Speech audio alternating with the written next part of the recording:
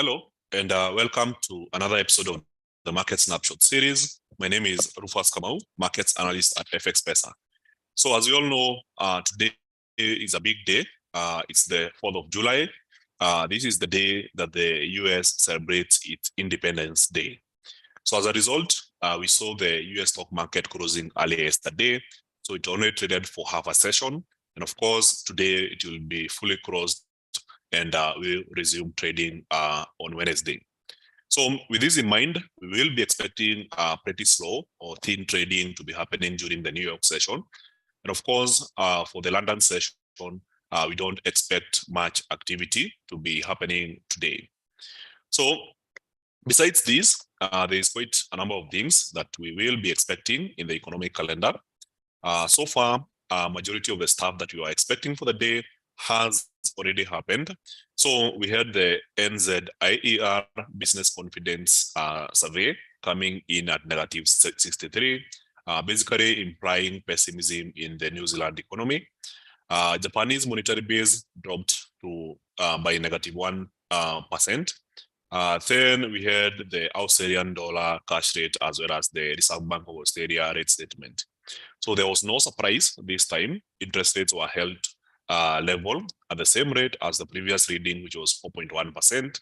So in addition to this, we also had the Reserve Bank of Australia rate statement.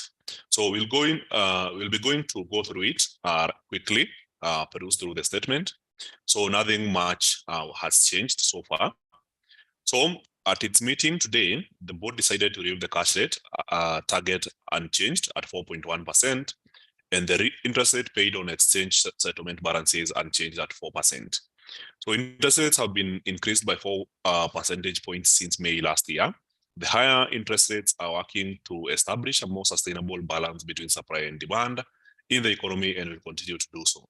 So in light of this and the uncertainty surrounding the economic outlook, the board decided to hold interest rates steady this month. These will provide some time to assess the impact of the increase in interest rates to date and the economic outlook. So what the board is saying is by hiking interest rates by 4% since May last year, they expect the interest rate hikes to have a lagging effect on the economy. So they are confident that the rate hikes they have already implemented have not had the full effect on the Australian economy. So as a result, they're willing to hold the interest rates level for a while as they wait to see the full impact. And of course, they expect these rates to have a downside pressure on inflation, which is expected to drop towards around 2 to 3% target. So inflation in Australia has passed its peak, and the monthly CPI indicator for May showed a further decline. But inflation is still too high and remain so for some time yet. High inflation makes life difficult for everyone and damages the functioning of the economy. It erodes the value of savings, hurts household budgets, makes it harder for businesses to plan and invest, and worsens income inequality.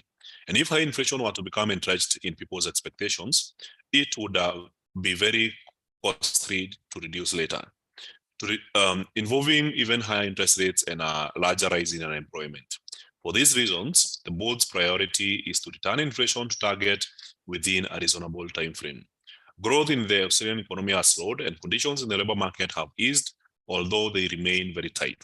So this is a common theme among major economies, especially the ones that have been very aggressive in hiking interest rates. They are currently experiencing a very tight labor market. And by a tight labor market, this basically implies that the demand for labor by the people who are hiring is much higher than the number of people available to take those jobs. So firms report that labor shortages have lessened, yet job vacancies and advertisements are still at a very high levels. So labor force participation is at a record high and the unemployment rate remains close to a 50-year low. So when you see unemployment rate being close to a 50-year low, it only means one thing, that the labor market is pretty much tough. In most cases, it's basically a very key indicator of oncoming recession. So at first, you normally have a very tight labor market, and then the high interest rates start taking a toll in the economy, and eventually you get to see most economies get a recession after this wave. So wages growth has picked up in response to the tight labor market and high inflation. Of course, whenever there is a tight labor market, that is a very large number of employers competing to hire a smaller set of people who are available to work, then this competition basically creates higher wages. So in order for me to retain my talent, I have to pay them better, offer better working conditions. And as a result, wages continuously grow throughout the economy. So as a result of this, when you get labor rising in such a tight labor market, it often leads to this kind of wave where the employers will be offering higher wages, but as a result of that, they also continue raising their prices to cover those wages, which basically keeps on raising inflation. So it can be a very bad curve that keeps on repeating itself and aggravating the inflation situation. So wages growth has picked up in response to the tight labor market and high inflation. At the aggregate level, wages growth is still consistent with the inflation target, provided that productivity growth picks up. So the board remains alert to the risk that the expectations of ongoing high inflation will contribute to larger increases in both prices as well as wages, especially given the limited spare capacity in the economy and the still very low rate of unemployment.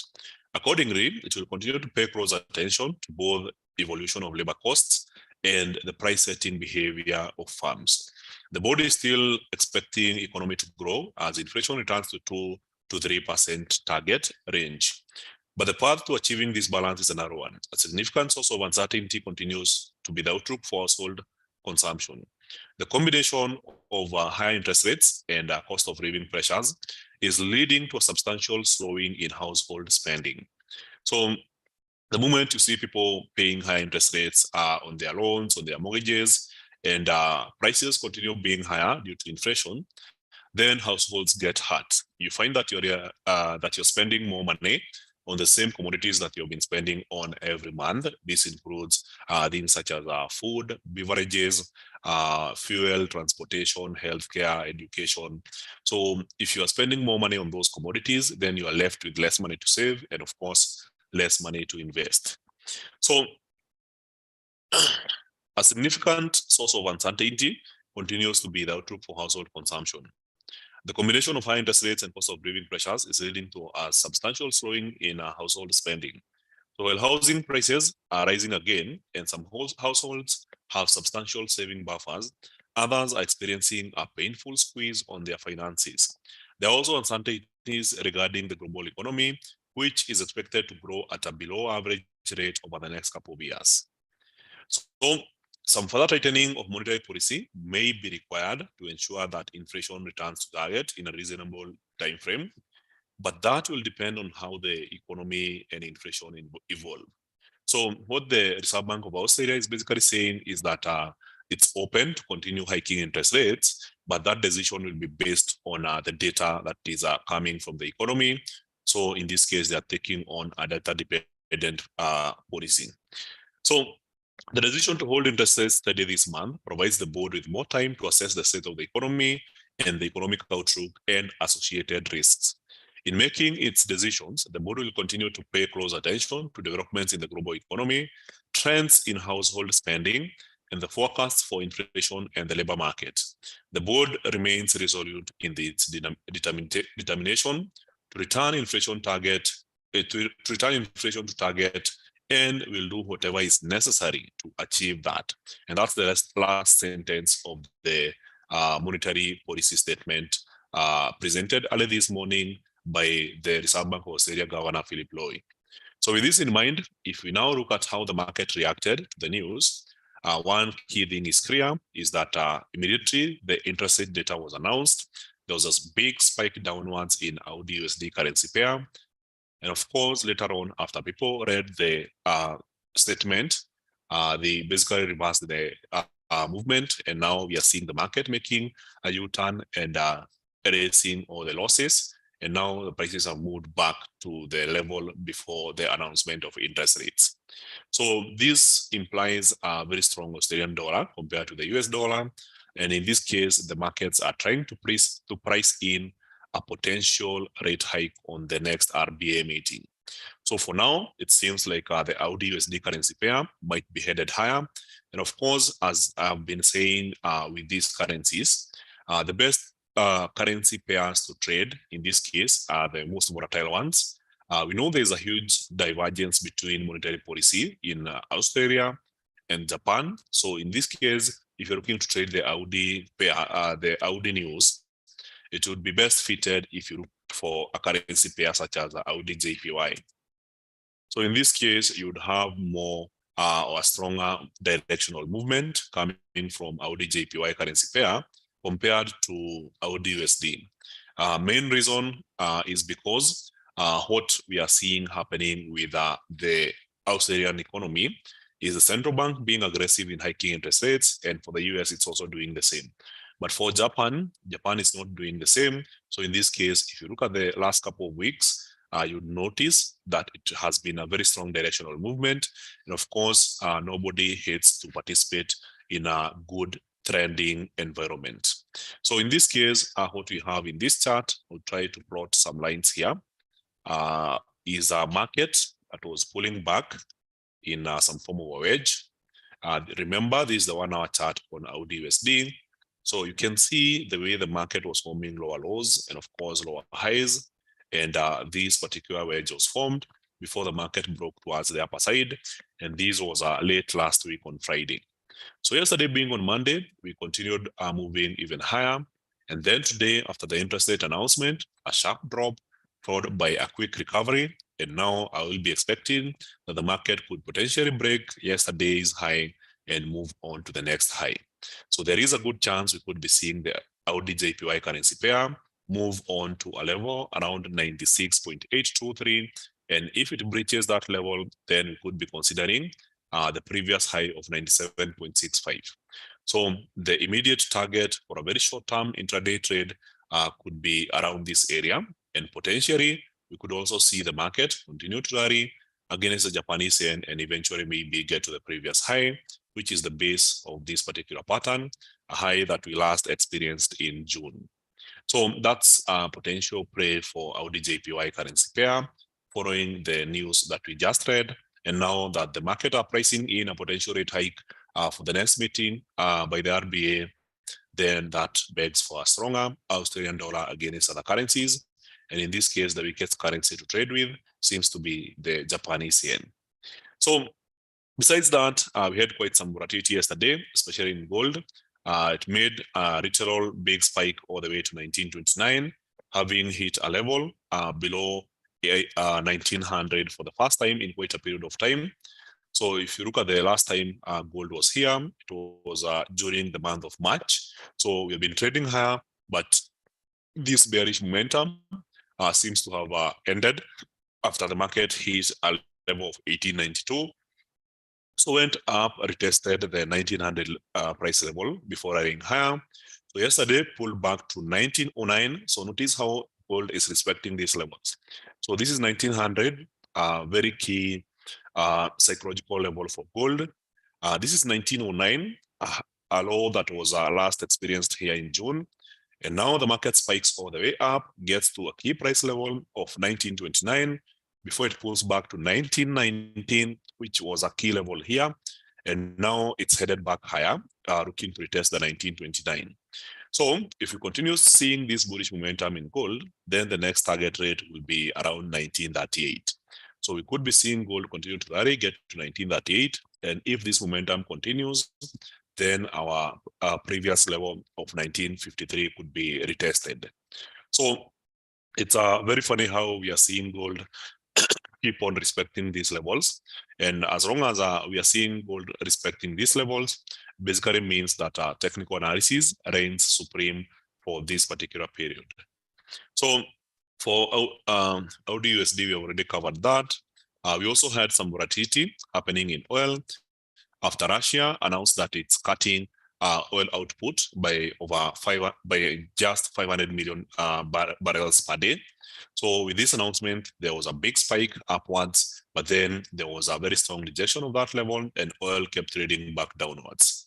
So it's important to note that we have a little resistance level here being tested by the oil prices. This is Brent oil. So in this case, I will be expecting that oil prices face some level of difficulty given the weakening PMI manufacturing from major economies. So yes, the market is attempting to push even higher, but now it seems that we have completed the wave upwards, and now the market may be headed back downwards. So on the lower side, the support has been largely horizontal. So this is the area where we have been having most of the support. Same case here, same case here, same case here, around $71.6 per barrel. So even though the market is attempting to retest here, if it gets back to the upper trend line, then we'll be looking for signs of a bounce and go for short selling positions. And of course, if this doesn't happen and somewhere within the day we see some signs of bearish entry, then it might make sense to go for bearish positions. So the OPEC Plus meetings will be convening tomorrow. So of course, they don't televise the meetings, so there's no media coverage of the meetings. However, the participants keep sharing information to journalists, and we could be seeing some signs of OPEC policy. Basically, the OPEC members are sharing what they are looking to implement with the oil prices. So there is a good chance that they will be responding to the slowing global economy by cutting our oil output in order to retain high prices. And if they do so, then the overall reaction is expected to be positive for oil markets. However, as per now, technical analysis dictates that we should be seeing some further downside happening in oil prices, especially when you consider the price action that we saw here on the 4-hour chart. So from the 4-hour chart, this was basically a very nice evening star. So if you look at the set of 3 candlesticks here, so first one was bullish, the market gets to the resistance. Second one has a small body, long tail to the upper side. That one is bearish, indicating a very strong reversal on the 4-hour chart. And now we will be expecting to see some further downside. So for now, the market is pumping up higher, but if I see signs of bearish entry, then I might consider going for short selling positions. So that's it for today. Also, a key highlight is that the French stock market index is making a strong recovery despite the riots that have been happening. So yesterday, it went as projected. That is, it was bearish in nature. Didn't quite get to the target of 7,859. But today, we are seeing the market attempting to cross the early morning gap, attempting to push even higher. But then we will be looking for a retest of this area here. So remember, this was a major resistance level at 74.04. So the market is seemingly looking to retest this area before potentially moving back downwards. So it's a major resistance level that could form what looks like a double top. So I'll be observing for signs of this. So if there's a strong rejection here, then we could be trading even lower.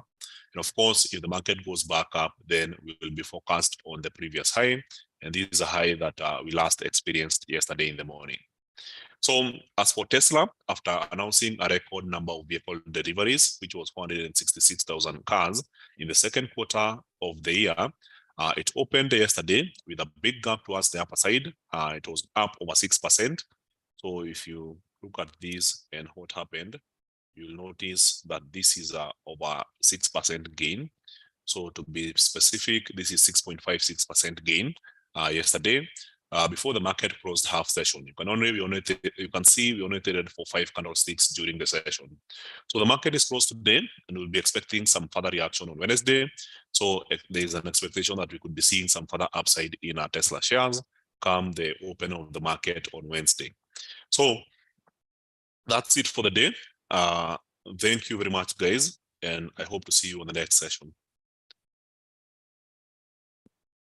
So there's a question on gold, Euro USD, New Zealand USD, USDN.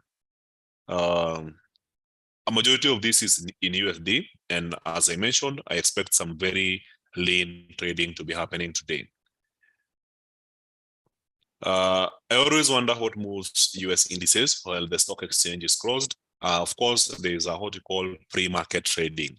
So the big banks are able to participate in the market even when the market is closed. So for the NASDAQ, the US 30 and the US 500, you will see that there's a pre-market trading.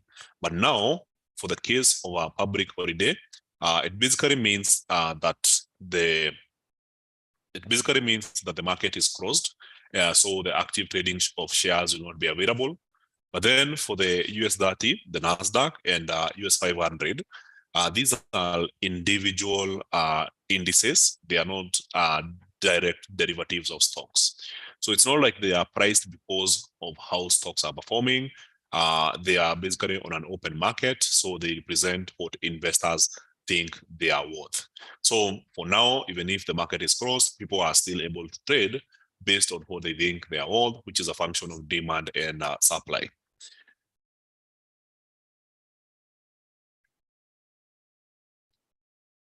So is Euro USD on a bearish setup this week? Of course, stocks like Apple are centralized, so they are not available for trading.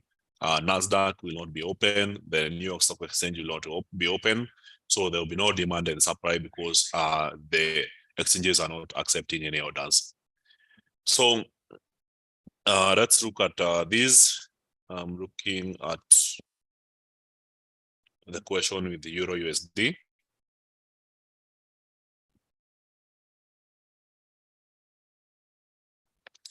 So first things first, dollar index seems to be moving sideways this week. Yesterday made a big jump upwards, then back downwards. Today up, down. So it's more or less like a sideways momentum. So you don't have a clear direction, and of course, traders are pricing in the holiday. Pound USD is on a bearish channel. It's attempting to break here, but seems to be failing each time. So with this kind of price action, it basically implies that there is some room for some further downside. In this case, the pound losing to the US dollar as this technical pattern continues. So that's a potential. And of course, there's some form of triangle happening in the 15 minutes chart. So this would be a nice trigger to identify a potential entry. So in this case, our triangle runs from this high to this low and basically moves this way. So any breakout out of this would determine a nice direction for pound USD. So from the H1, this is how it looks like. So for Euro USD, I think it's the same case. We are seeing some form of diamond pattern, which happened to break towards the lower side. And now it basically implies that there is a good chance that the market will now start trading downwards, having seen that the market is now beginning to form a consistent lower highs. And of course, from this low to the previous, to the current low, they are getting lower. So there's some good chance for a downside. Similar with what we have seen with pound USD. So I'm hoping I've answered all the questions. I think for gold, we have already analyzed that. So